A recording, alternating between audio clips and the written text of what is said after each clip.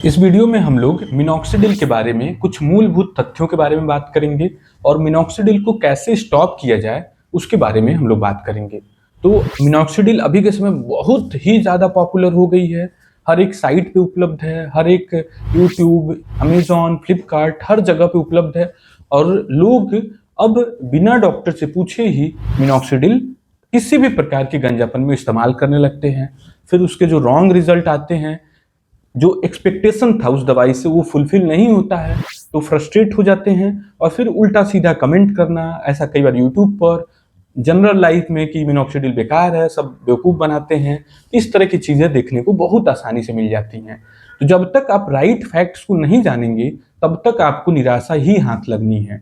यदि right fact लगेगा तो आप मिनॉक्सिडिल का फ़ायदा उठाएंगे और उससे बेनिफिट मिलेगा और मन में खुन्नस नहीं पैदा होगी, निगेटिव भावनाएं नहीं फीलिंग पैदा होगी।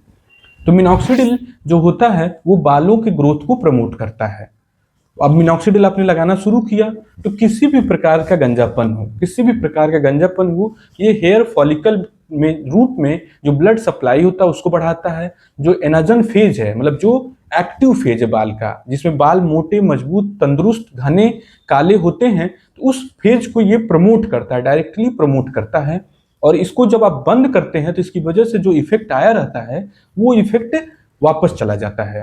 तो यदि बीमारी आपकी ऐसी है कि जो कि कंटिन्यूसली बनी हुई है, लगातार बनी हुई है, तो उस कंडीशन में जब आप मिनॉक्सिडिल बंद करेंगे तो आपकी बाल झड़ने की जो टेंडेंसी है वो पूरी तरह से वापस आने लगेगी।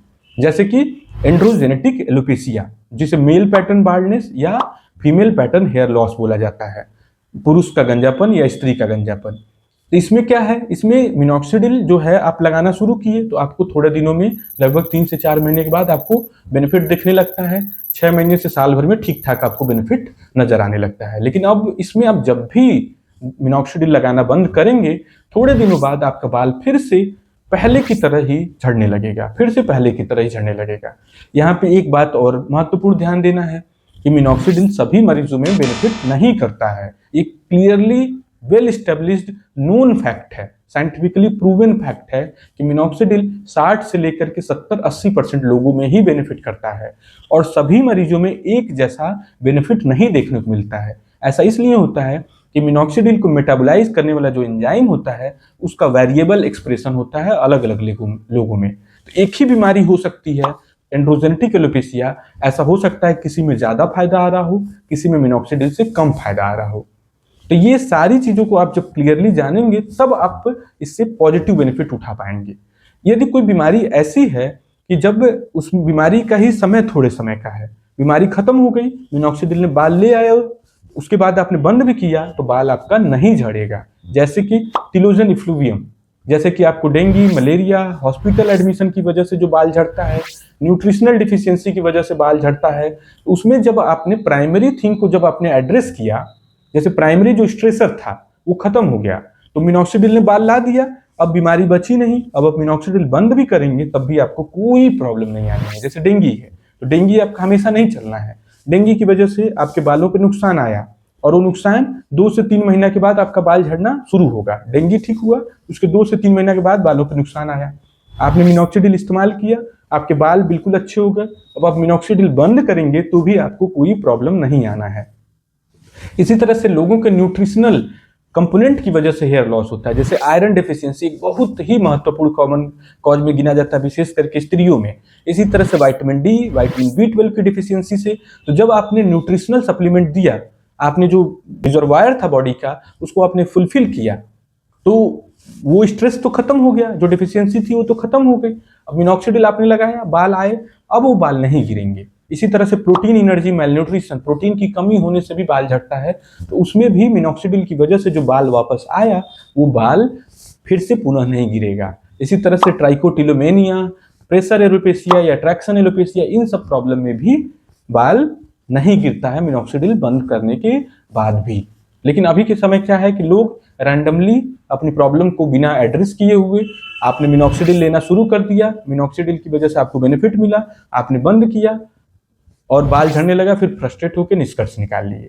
जैसे अभी एक रिसेंटली एक एक्सपीरियंस था अपनी यूपीडी में, लगभग वो 40 ईयर के मेल थे, तो उन्होंने मिनॉक्सिडिल को अपने दोस्त मित्र उनके लगा रहे थे, तो वो अपने 18-20 की एज से ही उन्होंने मिनॉक्सिडिल लगाना शुरू किया और उनको था एंड्रोजेनेटिक एलोपेशिया या मेल पैटर्न बाल्डनेस।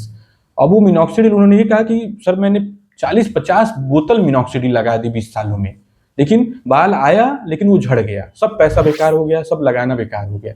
तो उनसे मैंने पूछा कि क्या आपको एक भी बार ऐसा नहीं लगा कि एक बार मैं चल करके अपने डॉक्टर किसी स्किन स्पेशलिस्ट से मिल लूं? तो उन्होंने कहा कि नहीं, लग रहा था फायदा तो लगा लेते थे, फिर बंद होता था, झड़ने लगता था, फिर लगा लेते थे, फिर फायदा होता था। तो अब उन्होंने इतनी भी साहस नहीं उठाई कि एक बार 20 सालों में एक बार डॉक्टर से मिल लें और समझ लें कि मुझे मिनॉक्सिडिल से कैसा बेनिफिट होगा। तो यदि आप एंड्रोजेनेटिक एलोपेशिया के मरीज हैं, मेल पैटर्न बाल्डनेस के मरीज हैं, तो एक बार क्लियर कट मन बनाएं कि आपको दवाइयां इस्तेमाल करनी है कि नहीं करनी है। यदि आप दवाइयां इस्तेमाल करेंगे तब तक ही फायदा मिलेगा जब तक आप उनका इस्तेमाल करेंगे। यदि आप मिनॉक्सिडिल पूरी जिंदगी नहीं लगा सकते हैं तो इसको बिल्कुल भी हाथ न लगाएं। इसी तरह से न्यूट्रिशनल जो कॉजेज हैं या टिलोजन इफ्लूवियम है, तो उसमें जब तक अंडरलाइंग कॉज को नहीं ट्रीट किया जाएगा तब उस कंडीशन में मिनॉक्सिडिल की बंद करने के बाद फिर से हेयर फॉल हो सकता है, जैसे कि स्ट्रेस की वजह से, स्लीप डिफिशियंसी की वजह से, न्यूट्रिशनल डिफिशियंसी। इन सबको जब तक आप करेक्ट नहीं करेंगे तब तक मिनॉक्सिडिल से तो आपको बेनिफिट मिल जाएगा, लेकिन बंद करने के बाद इन सब प्रॉब्लम में भी बाल झड़ना शुरू हो जाएगा। लेकिन इनको यदि ठीक कर लिया गया, आपने स्ट्रेस को ठीक कर लिया, न्यूट्रिशनल डिफिशियंसी, विटामिन डिफिशियंसी, ये सारी चीजों को करेक्ट कर लिया। कई बार लोगों के थायराइड हार्मोन की कमी की वजह से भी खूब बाल झड़ते हैं, हाइपोथायराइडिज्म, हाइपरथायराइडिज्म। थायराइड हार्मोन को आपने करेक्ट कर दिया तो मिनॉक्सिडिल बंद करने के बाद भी आपके बालों में कोई प्रॉब्लम नहीं आनी है। इसीलिए आपको एकदम राइट इंफॉर्मेशन गैदर करनी है, फिर ही मिनॉक्सिडिल लगाना है। Thank you.